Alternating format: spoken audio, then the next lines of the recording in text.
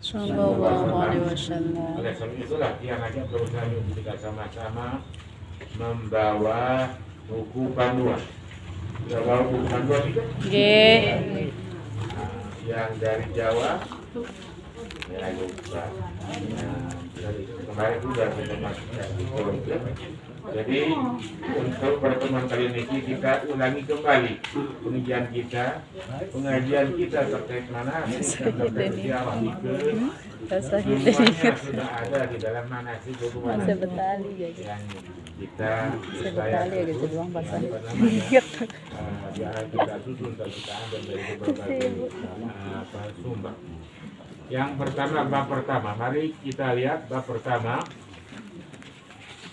Bab pertama terkait adab dan kiat dalam perjalanan ibadah haji atau umrah. Tes. Nah, ini baru. Ayo ongkar ini. Tes. Kurangi pas sedikit. Tes.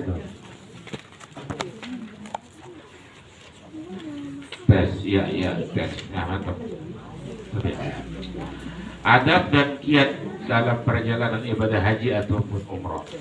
Pertama, anjuran meminta nasihat kepada orang yang mumpuni ilmu agamanya, ustaz, tuan guru kiai yang punya pengetahuan, ilmu dan pengalaman dalam ranah haji atau umrah. Ini yang pertama. Perlu kita minta nasihat, masukan dari mereka, dari ustaz, kiai, tuan guru dan seterusnya. Yang kedua, hendaknya seseorang yang akan menunaikan ibadah haji atau umrah agar terlebih dahulu melakukan sholat istikharah, mohon petunjuk terbaik ke hadrat Allah Ta'ala. Ini adalah kita sudah mengkaji ini, ya. Jadi walaupun pekerjaan itu baik dan terbaik, sangat dianjurkan kepada kita untuk kita mohon pilihan yang terbaik di antara yang terbaik ke hadrat Allah Ta'ala. Yang ketiga, bila seseorang sudah mantap akan menunaikan ibadah haji ataupun umrah, hendaknya segera bertaubat, memohon ampunan kehadirat Allah Ta'ala atas perbuatan yang pernah dilakukan sebelumnya dan bertekad tidak lagi menzalimi dan menyakiti orang lain.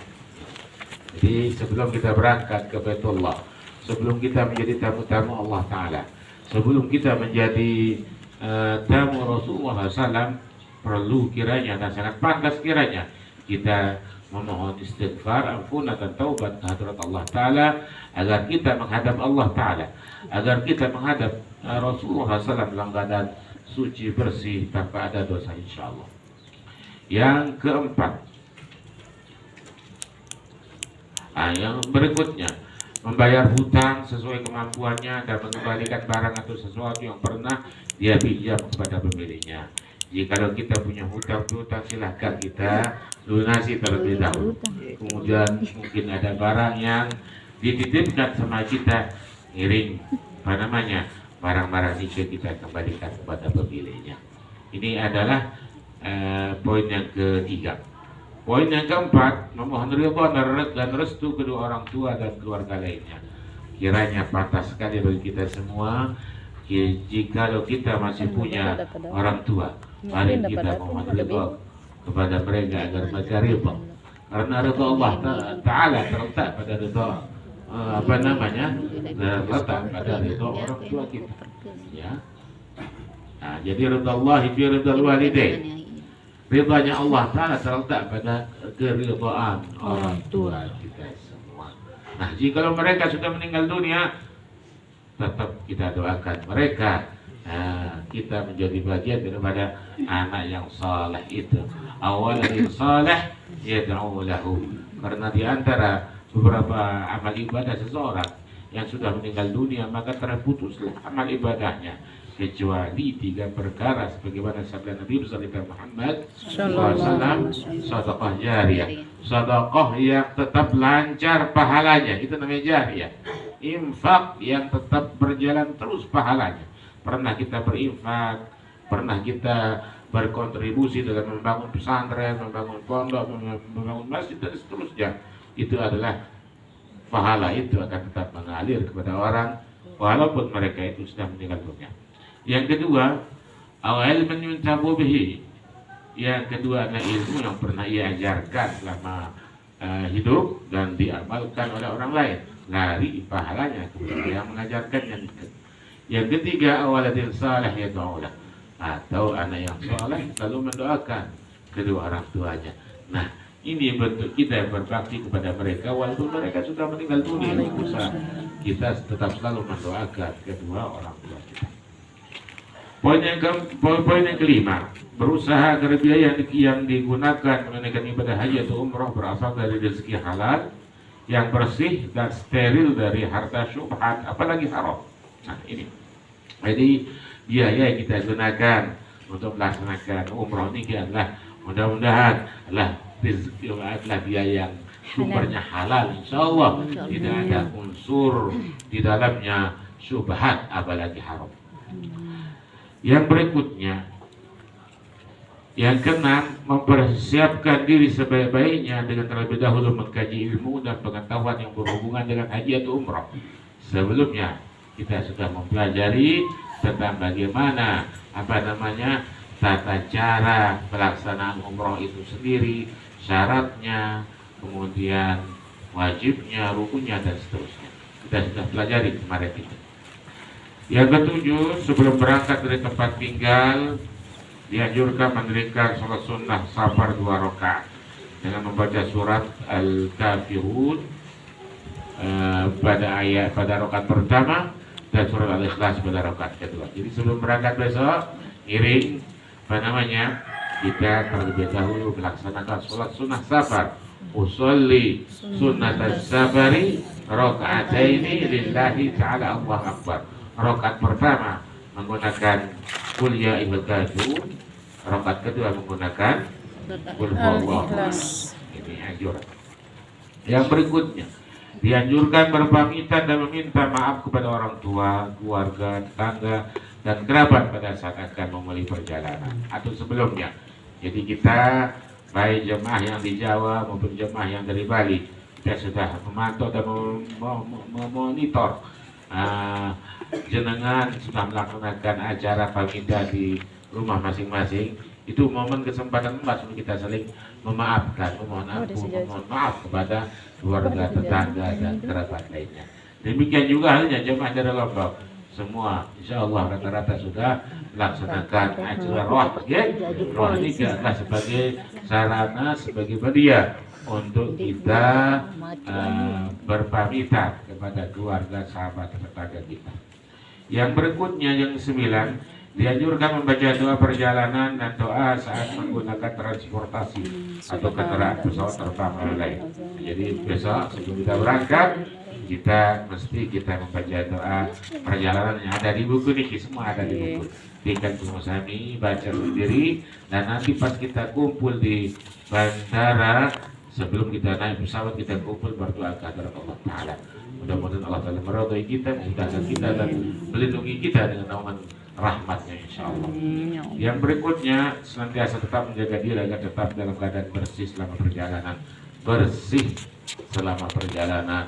Ya, ditekankan kita berwudu selama perjalanan. Lalu misalnya kita batal wudu tidak apa-apa kalau kita dalam perjalanan insya Allah.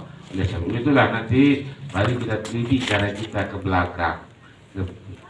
Kadang-kadang di bandara di mana kan tempat pipisnya nganjak segala macam, berdiri segala macam. Gimana ngaturnya supaya enggak kotor celana kita, ya, ibu-ibu, bapak-bapak dan sebagainya. Karena anjuran kita tetap harus bersih, baik badan, baik pakaian dan seterusnya. Nah ini yang kita sudah pelajari. Kemudian doa sebelum berangkat dari rumah sudah kita itu tinggal bapak-bapak, ibu-ibu, sahabat-sahabat membacanya. Kemudian doa setelah dulu di dalam pesawat atau kendaraan. Nanti setelah menaiki kendaraan, jadi kendaraan kita ngiring kita sama-sama berangkat dari rumah dengan keluarga, bukan kita kumpul, ya. Kenapa? Karena disitulah momennya keluarga menemani kita sampai ke bandara, ya, momen-momen yang pas sekali untuk untuk mereka bercengkrama sama belum sampai. Yang berikutnya doa saat kendaraan mulai bergerak, Ini nanti kita baca di dalam kendaraan ataupun di dalam pesawat, oke? Ataupun di dalam pesawat. Silahkan dibaca nih, insya Allah. Nanti sebelumnya insya Allah kita akan ajak untuk membaca doa ini sebelum kita menaiki pesawat insya Allah. Kemudian ketika tiba di tempat tujuan, ini ada doanya. Jadi kita sampai nanti sekejul perjalanan, nanti kita akan bahas terakhir bagaimana waktu dan timingnya kita akan berangkat dari Lombok menuju ke Jakarta, dari Jakarta ke Madinah dan seterusnya. Bab kedua, ibadah umroh. Nah, ini ibadah umroh. Ibadah umroh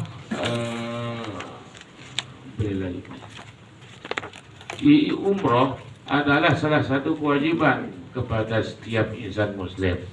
Jikalau mereka sudah melaksanakan haji, maka gugurlah kewajiban itu.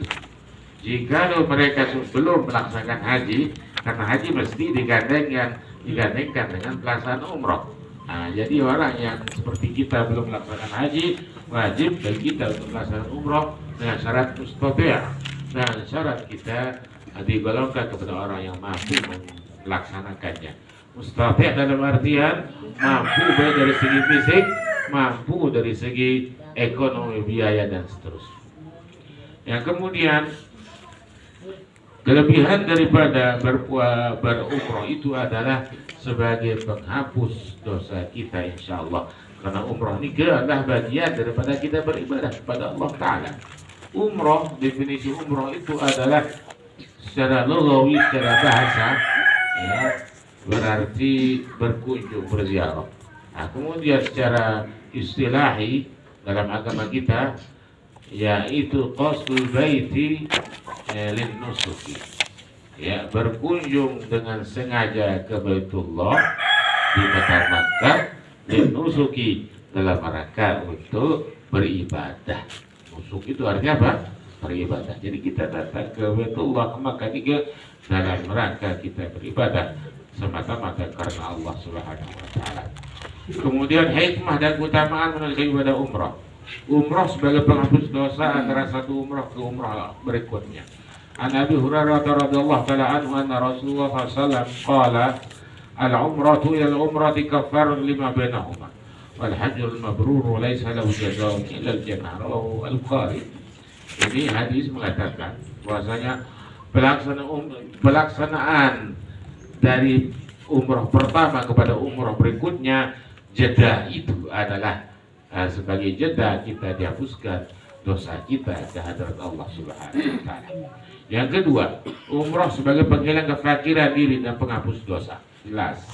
Jadi tatkala kita akan melaksanakan umrah ataupun sudah selesai melaksanakan umrah, insya Allah kita sudah tidak digolongkan sebagai orang yang fakir, insya Allah. Tetap kita kaya. Kaya itu bukan kaya itu bukan karena harta benda. Kaya yang sebenarnya adalah kaya hati, jiwa dan tenang hati kita, itu sudah termasuk ke dalam hamba-hamba Allah Ta'ala yang kaya insya Allah. Laisal ghina ghinal mali walakinnal ghina ghinan nafsi. Ya, bukanlah dinamakan orang kaya karena harta benda, tapi itu adalah yang kaya itu adalah orang yang kaya hatinya, tenang, tenteram, damai, sentosa hatinya. Orang itu dikatakan kaya. Yang berikutnya, ibadah haji ataupun umrah merupakan jihad di jalan Allah Ta'ala. Jelas. Qala Rasulullah SAW, jihadul kabiri wal dha'ifi wal mar'ati al-haji wal umrah. Jihadnya orang yang kabir artinya orang yang lanjut usia, wal dha'ifi dan lemah, ya, lemah baik karena kesehatan dan seterusnya, baik karena faktor usia misalnya, wal mar'ati dan orang wanita sebagaimana ibu-ibu ini. Tidak ada kewajiban bagi mereka untuk berjihad dengan mengangkat senjata, tapi mereka yang lanjut usia, yang faktor karena lemah karena kesehatan dan seterusnya, dan mereka karena mereka adalah dari kalangan kaum hawa atau kaum ibu, tatkala mereka melaksanakan umroh, itu pahalanya mereka adalah pahala seperti berjihad di Sabilillah. Yang keempat, orang yang umrah sebagai utusan datang Allah Ta'ala. Kita ini adalah insya Allah jadi bagian daripada tamu-tamu Allah Ta'ala dan utusan Allah Subhanahu Wa Ta'ala. Karena kita yang dipilih insya Allah. Allah telah memilih kita, Allah telah menghendaki kita bagian daripada tamu-tamunya. Jikalau Allah Ta'ala akan memilih semuanya, pasti Allah sungguh sangat mampu akan memanggil semua hamba-hambanya menjadi bagian daripada tamu-tamunya. Tapi yang dikehendaki adalah orang-orang seperti kita ini, insyaallah. Amin. Ya Rabbal Alamin. Qala Rasulullah SAW, wa Abdullah Azza wa Jalla thalathatun, al-ghazi wal-haji wal-mu'tamir. Nabi besar kita Muhammad SAW pernah bersabda, utusan Allah Ta'ala, tamu Allah Ta'ala itu adalah tiga. Pertama orang al-ghazi, orang yang berperang di jalan Allah Ta'ala dengan mengangkat senjata. Wal-haji, dan orang yang sedang melaksanakan haji. Wal-mu'tamir, dan orang yang melaksanakan umrah. Yang kelima, ini khusus kepada orang yang melaksanakan umrah pada bulan Ramadan. Kelebihannya adalah pahalanya sama dengan berhaji bersama Nabi besar kita Muhammad sallallahu alaihi wasallam. Umratun fi Ramadan ta'dilu hajjah. Umrah melaksanakan satu kali umrah pada bulan Ramadan sama pahalanya dengan berhaji. Berhaji bersama Nabi besar kita Muhammad sallallahu alaihi wasallam. Itu yang apa namanya? Umrah pada bulan Ramadan. Masuk kita kepada syarat umrah. Islam, syarat mutlaknya harus Islam, ya. Orang Komang, Jeruk Komang, ya, Alexius dan seterusnya, ya, tidak memenuhi syarat mutlak sebagai orang yang apa namanya melaksanakan umrah. Syarat mutlak adalah Islam. Yang kedua baligh, dewasa. Tapi kalau ada anak-anak yang ikut umrah atau haji, sah haji atau umrohnya, tapi nanti tatkala mereka dewasa, mereka masih dibebankan, diwajibkan untuk menunaikan ibadah haji ataupun umroh. Yang ketiga, aqil, berakal sehat. Jadi kalau orang yang sedang berada di RSJ, rumah sakit jiwa, ada Selagala sampai sini Pak ya, itu mereka tidak memenuhi syarat ya untuk berhaji atau umroh karena belum, mereka sedang tidak sehat pikirannya. Yang kelima, istita'ah, mampu dalam artian mampu bepergian melaksanakan haji atau umroh, mampu dari segi ekonomi. Kita insya Allah sudah mampu dikatakan dari segi ekonomi berangkat melaksanakan haji atau umroh, mampu dari segi biaya, mampu dari segi fisik, tenaga dan kesehatan insya Allah. Yang berikutnya, rukun umroh. Rukun umroh, ihram, dari ihram atau berniat. Jadi kita berniat dalam rangka berniat ihram dalam rangka umroh. Nah, di mana nanti? Tapi sebelum kita bahas ini, ada belum kita yang tulis di sini, kita cantumkan terkait tentang sunnah-sunnah sebelum ihram. Sudah kita bahas kemarin ya? Sunnah-sunnah sebelum ihram. Jadi ada sunnah-sunnah yang sangat dianjurkan pelaksananya sebelum kita umroh. Apa itu? Yang pertama adalah memotong kuku. Lagi di Madinah kita potong kuku kita. Potong kuku, baik kuku tangan maupun kuku kaki. Ya. Yang kedua, membersihkan bulu ketiak. Yang ketiga, membersihkan bulu yang tumbuh subur di sana. Okay. Kemudian yang keempat, mandi seperti orang mandi besar. Ya, dari mandi kita harus bersihnya, harus bawa sampo, ya, sampo sebersih-bersihnya agar kita tidak, bahasa Sundanya, tidak digis-gis penyerangan. Ya. Kalau nanti begis-gis di jalan, nanti apa namanya? Nanti rambut bulu bisa jatuh berjatuhan. Dan kalau rambut bulu berjatuhan minimal 3, maka itu adalah kita diwajibkan untuk membayar dam nanti, menyembelih kambing. Oleh sebab itulah hati-hati nanti menggaruk kepala dan seterusnya. Kemudian setelah selesai mandi baru memakai wangi-wangian.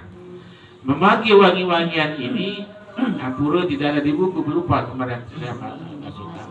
Ya, memakai wangi-wangian itu di badan, bukan di pakaian yang kita gunakan untuk ihram itu. Jadi nanti setelah selesai mandi berikan wangi-wangian itu yang wangi minyak itu kayu, colet itu, jangan yang sok ya, yang pakai colet yang minyak itu di tangan, di leher, di ini ya, biar keluar baunya dan seterusnya. Baru memakai pakaian ihram. Ibu-ibu pakainya serba putih, ya, nanti di luarnya lagi pakai pakai mukena. Ibu-ibu harus memakai sarung tangan yang menutup punggung tangan. Yang kelihatan adalah telapak tangan. Kaki harus dibungkus dengan kaos kaki agar tidak kelihatan seleseh. Ya. Bapak-bapak sudah tidak boleh lagi memakai pakaian berjahit. Kalau diam-diam gimana? Kalau diam-diam, kalau ada celana dalam nggak boleh, ya, karena tidak boleh jemaah lagi itu memakai pakaian yang berjahit, ya. Jadi nanti satu helai ihram sebagai sarung, satu helai ihram sebagai penutup badan kita di atas. Nah, ini adalah sunnah-sunnah sebelum kita ihram. Nah, setelah kita berniat ihram, baru ada sunnah-sunnah lagi yang lain. Setelah kita berniat, sunnah-sunnah yang tadi nikah, memotong kuku, memotong bulu kemaluan, memotong bulu ketiak, memakai wangi-wangian, sudah tidak boleh lagi kita laksanakan setelah kita berikrar di hadapan Allah Ta'ala. Kita siap untuk memenuhi panggilannya. Labbaik Allahumma labbaik.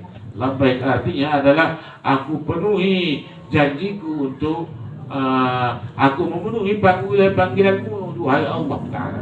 Kita berjanji di hadapan Allah Ta'ala, kita siap menjadi tamu-tamu Allah Ta'ala. Sudah tidak boleh lagi kita melaksanakan sunnah-sunnah yang tadi ini, motong kuku dan seterusnya, mandi, ya, dan seterusnya, memakai wangi-wangian dan seterusnya. Oleh sebab itulah nanti di jalan, ya, tisu basah disingkirkan dulu, ya. Minyak wangi yang biasa kita taruh ibu-ibu di tas, di saku, silahkan taruh di, jangan dipakai lagi dulu, nanti kita pakai setelah selesai umrah. Nah, kemudian sunnah-sunnah setelah kita berihram apa nih? Memperbanyak membaca talbiyah. Labbaik Allahumma labbaik. Mari coba kita membaca talbiyah. Bismillahirrahmanirrahim. Bismillahirrahmanirrahim. Labbaik Allahumma labbaik. Labbaik Allahumma labbaik. Labbaik la syarika laka labbaik. Labbaik la syarika laka labbaik. Innal hamda wan ni'mata laka wal mulk la syarika lak. Labbaik Allahumma labbaik. Labbaik Allahumma labbaik. Labbaik la syarika laka labbaik. Labbaik la syarika laka labbaik. Innal hamda wan ni'mata laka wal mulk la syarika lak.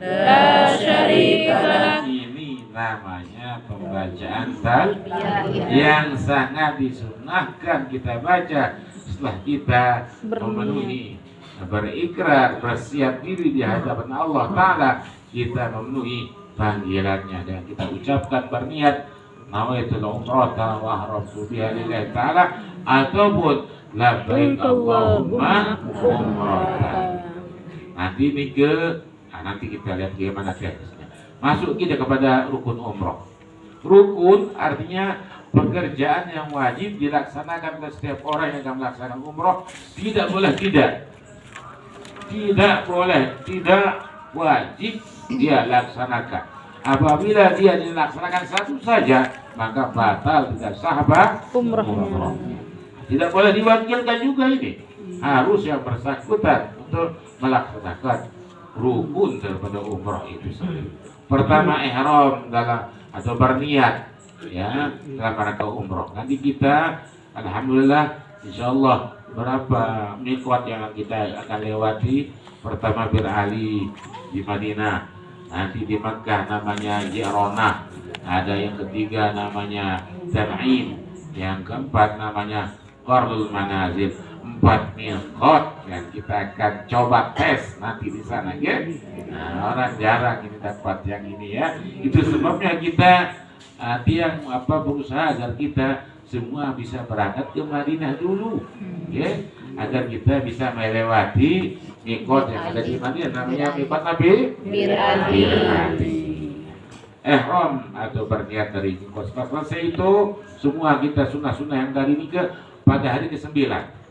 Ampun sebelum masuk ke sini. Nah, jadi kita berangkat pada hari Rabu insyaallah. Hari Rabu asar sudah di bandara.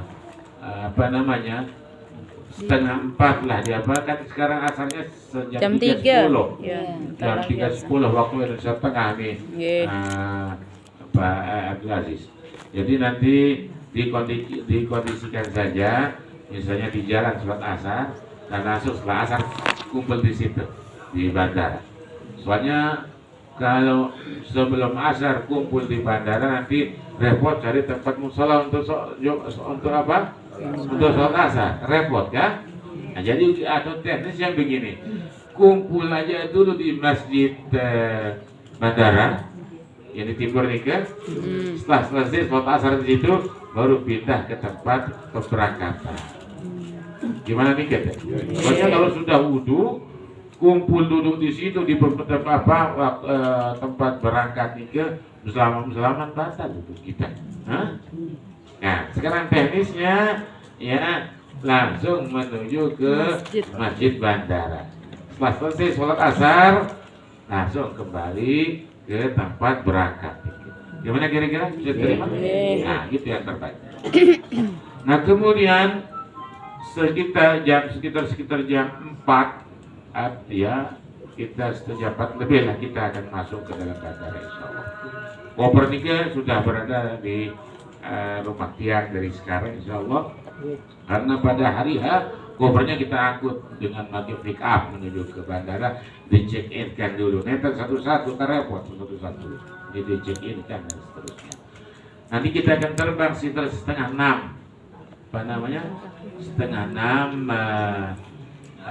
sore petang sebelum maghrib. Itu bagaimana itu? Ya kita sholat qashar dengan jamak takhir ya. Sholat qashar ya, jamak takhir maghrib dan isya ya. Nah, kalau qashar artinya dipendekkan. Yang 4 rakaat jadi 2 rakaat. Yang 3 rakaat jadi tetap 1,5 rakaat.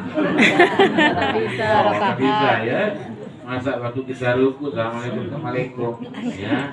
Jadi harus tetap full ya 3 rakaat maghribnya.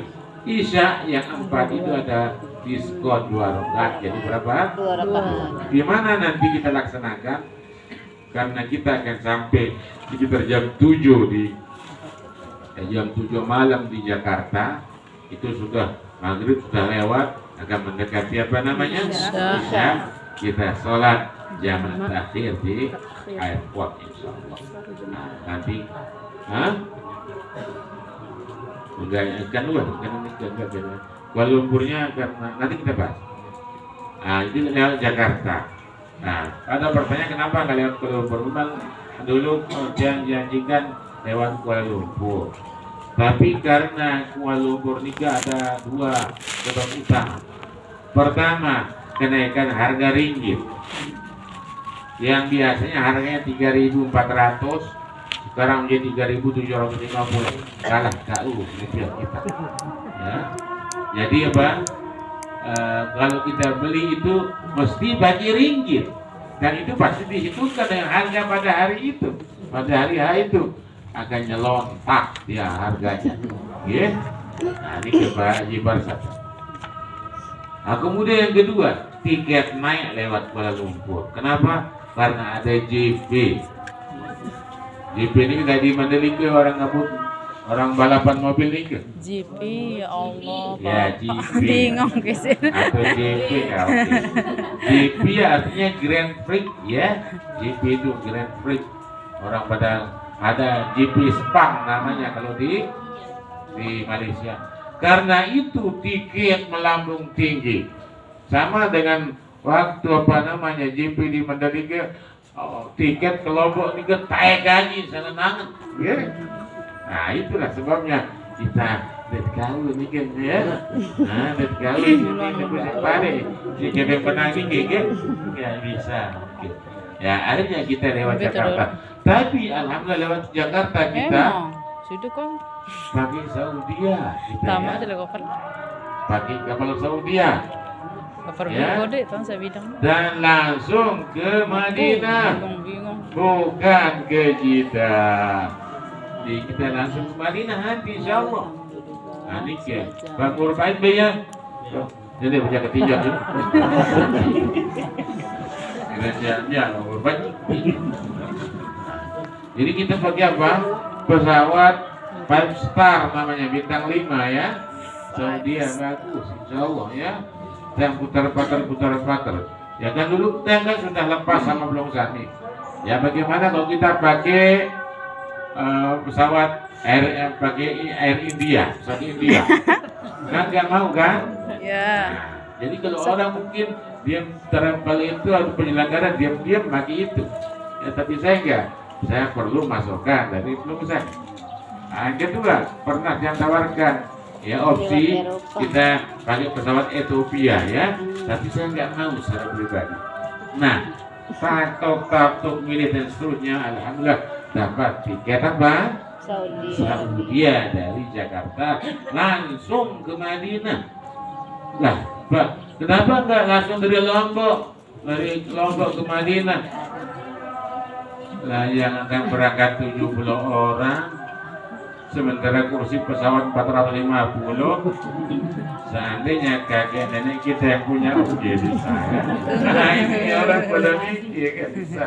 Ya, jadi pasti harus itu kita transit. Kalau jemaah dari daerah seperti kita itu harus transit, ya harus transit.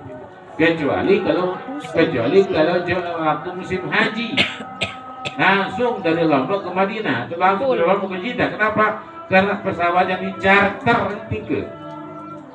Charter tapi bersasar tiga ke tempat. Itu tempat itu pesawat. Ya. Di booking dan seterusnya. Oke. Alhamdulillah kita yang memakai Saudia dari Jakarta menuju ke Madinah. Seandainya kita ke Jeddah, terbang ke Jeddah, itu dari Jeddah ke Madinah akan ditempuh selama 5 atau 6 jam. Bis. Lah, toa kita di jalan ya. Ya. Oh, Tapi ini yang kita tidak bisa mau menghemat ke ya, itu ada menghemat palang waktu. sekali-kali kalau Dengan kita langsung tidak ke beli pesawat buat selesai. Madinah. Alhamdulillah ya Rabbil Alamin. Nah, kemudian setelah kita sampai di Jakarta sekitar jam 7, kita akan terbang besok paginya jam 7.30 pagi. Jam 7.30. Maaf, ibu-ibu sudah mau kena? Ye. Oke, siap. Nah, kemudian jam 7.30 itu harus kita check-in 4 jam sebelumnya, 5 jam sebelumnya. 5 jam sebelum jam 7.30 berapa jadinya? 6.30, 5.30, 4.30, 3.30. Jam 3.30 malam kita check-in. Ada handlingnya.